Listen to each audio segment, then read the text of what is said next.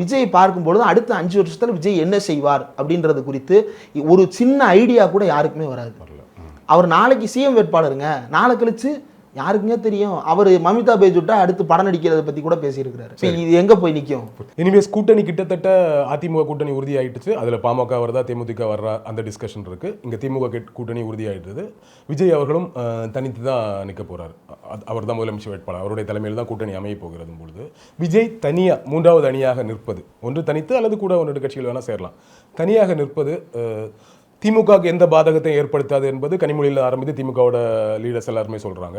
நீங்க சொல்லுங்க சார், ஜேர்னலிஸ்டா, யாருக்கு பாதிப்பை ஏற்படுத்தும்? திமுகவுக்கு பாதிப்பை ஏற்படுத்தாதுன்னு சொல்ல முடியுமா, இல்லை ஒரு மினிமம் ஒரு இம்பாக்ட் இருக்குன்னு நினைக்கிறேன்? திமுகவுக்கு புதிய வாக்குகள் அப்படின்னு வரும்பொழுது அந்த இடத்துல வந்து ஒரு சேலஞ்ச் இருக்கலாம். ஏன்னா 2 பேருமே திமுகவும் வந்து இளைஞர்களை ஃபோக்கஸ் பண்ணி தான் ஒர்க் பண்ணுறாங்க, விஜயும் வந்து இளைஞர்களை ஃபோக்கஸ் பண்ணி தான் ஒர்க் பண்ணுறாரு. திமுக இளைஞர்களை ஃபோக்கஸ் பண்ணி கட்சி ரீதியாகவும் வேலை பார்க்குது, ஆட்சி ரீதியாகவும் வேலை பார்க்குறாங்க. கட்சி ரீதியாக இளைஞர் அணியில் வந்து இந்த 1 வருஷத்தில் மட்டும் கிட்டத்தட்ட 3 லட்சம் பேருக்கு புதிய நிர்வாகிகளாக பொறுப்பு கொடுத்துருக்குறாங்க.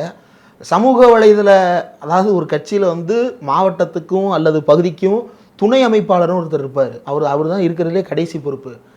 சமூக வலைதள துணை அமைப்பாளர் அப்படின்னு மாவட்டத்துக்கு ஒருத்தர் போகிறாங்க. அந்த அளவுக்கு அவங்க வேலை பார்க்குறாங்க. இப்போ இவருமே வந்து வீட்டுக்கு ஒருத்தராவது இளைஞர் நம்ம கட்சியில் சேரணும் அப்படின்னு ஒர்க் பண்ணுறாரு. இதில் வந்து 2 பேருக்குமான ஃபைட் இருக்கலாம்.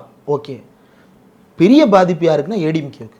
ஏடிஎம்கே தான் திமுகவை பிடிக்காதுங்க. எனக்கு ஏன் பிடிக்காது அதெல்லாம் தெரியாதுங்க, எனக்கு திமுகனா பிடிக்கக்கூடாதுன்னு தாங்க நான் வளர்ந்தேன். அப்போ நான் எங்கே போவேன்? நான் ஏடிஎம்கேக்கு தாங்க போனேன். இப்போ அவனுக்கு இன்னொரு ஆப்ஷன் இருக்குது. அதுலேயும் பிஜேபியை பிடிக்காத ஏடிஎம்கே காரனுக்கு ஒரு பெரிய கேட் ஓப்பன் ஆகிருக்கு.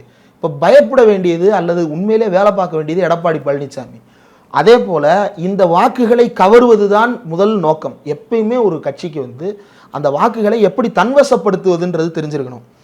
அந்த தன்வசப்படுத்த தெரியாதவர் தலைவராக இருக்க முடியாது.